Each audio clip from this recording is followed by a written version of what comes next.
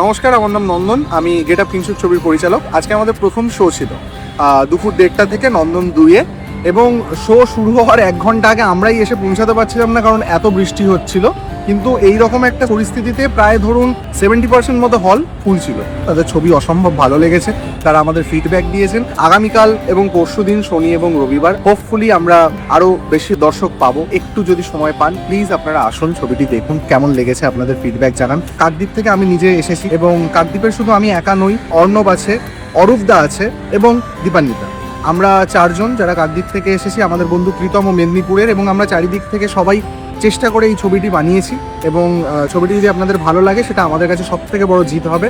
আর ছবিটি যদি আপনাদের ভালো লাগে তাহলে বুক মাই শোতে আমাদের রেটিং দিন, এবং তার সাথে সাথে আপনাদের ফেসবুক, ইনস্টাগ্রাম সেখানে লিখুন, আপনাদের কাছের মানুষদের কাছে পৌঁছে দিন। দেখা হচ্ছে বড় পর্দায়। Thank you.